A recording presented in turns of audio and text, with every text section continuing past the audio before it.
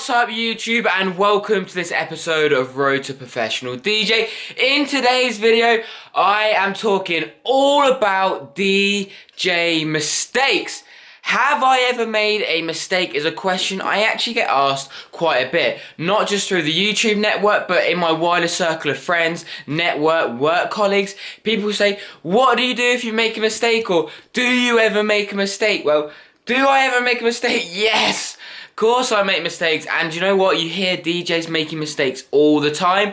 The most important thing is just the way you sort of pull it off.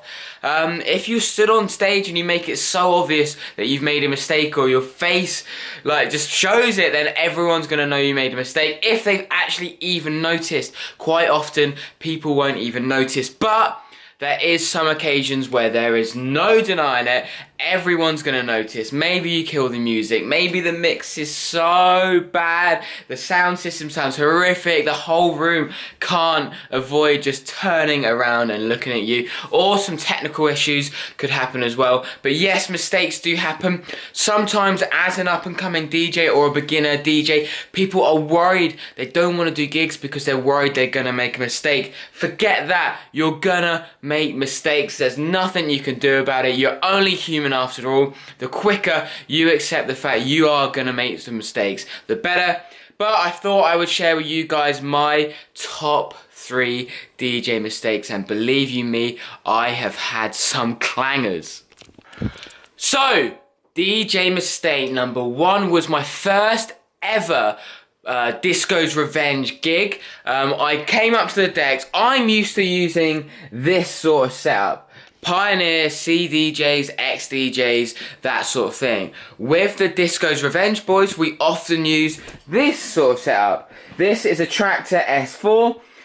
They are good controllers, but they're not the same standard, to be honest, as the Pioneers. They're just not in the same league. And I went to do my first gig with Disco's Revenge. I had been borrowing one for a little while, but I hadn't quite got my head wrapped around the special effects at that point in time on them. I get to the decks, it's my turn to jump on. The last DJ on the channel, which is now turned down to 0, had a mad special effects combination. In fact, it pushed it so far with the special effects that no sound was coming out anymore. But I didn't see that special effects function. So I was trying to mix in my first track, and I just couldn't hear it. I couldn't hear it coming in. And I'm putting the channel bar up to the top. I'm messing around with the filter to see if I've got a filter on and that's making some difference, or I couldn't figure it out. I'm checking the fader at the bottom to see if it's over to one side, and I'm just like, what's going on? And the tune that is playing before is rapidly coming to an end, and there's nothing I can do. And I end up having to call someone over. The tune plays out, the music turns off, everyone's looking at me thinking, who's this guy? Because I've only just walked up behind the decks. The entire room don't know who I am. They don't know the fact that I have actually had a little bit of DJ experience, and it was a calamity. The entire room went quiet, everyone's looking at me. It was so embarrassing. It was the worst way to start my set, but that was DJ mistake number 1. My second DJ mistake was another technical issue. It was when I was supporting Jasper James at Switch in Southampton. It was the first pro gig I had ever done. The setup was unreal. The amount of money they spent on the equipment, or do they have at that club, is unbelievable. The sound system was mad. It was without a doubt the most pro gig I had done up to that point in time. In fact, at time of recording this, it is the most pro gig I've ever done, and oh my god, things went so bad. I will share you a video in just a moment because I do have it on film. But what happened? I was using headphones, of course, and I have an 8mm jack. Now, to go into the mixer, you have to use a 1/4" jack on the end of that. Like these, there's nothing technical about that, but the one I had, if you can see there, that top sort of line there, I went to pull at the end of my set my 1/4" jack out of the mixer when I did that, the bottom half of the mixer, the bottom half of the 1/4" jack stayed inside the mixer.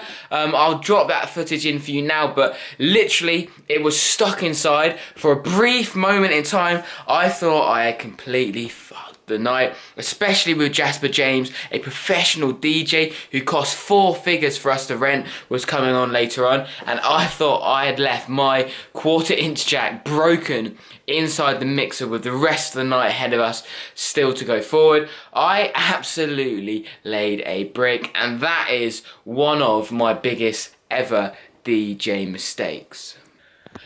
And then mistake number 3, undoubtedly the biggest DJ calamity I've ever done, was when I was in my DJ residency in Vietnam.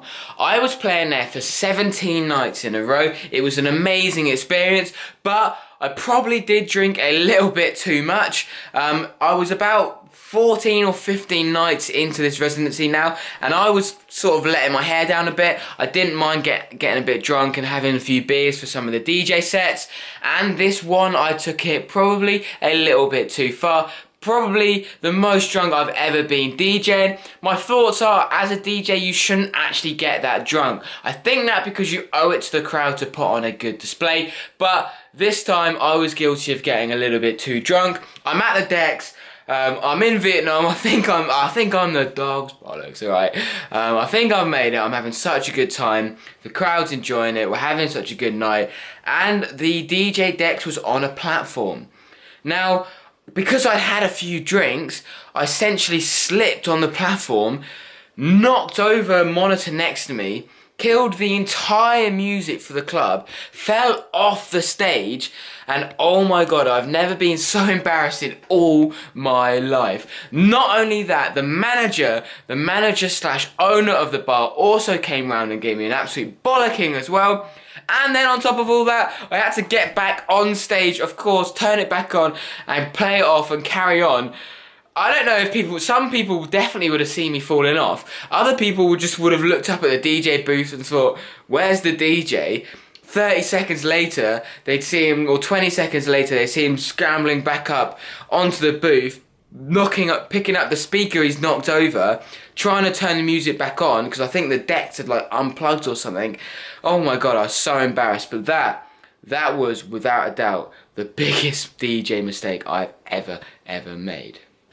So that just about ties off my 3 biggest DJ mistakes.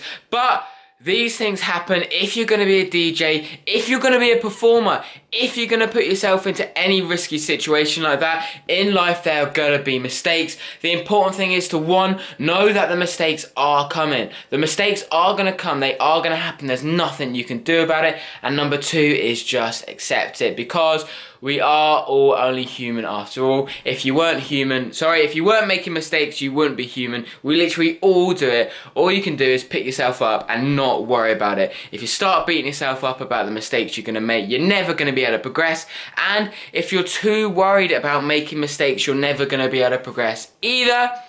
So that's my 2 cents on DJ mistakes and the biggest fails I've had. I hope you've really enjoyed this video. Let me know what DJ mistakes you have had.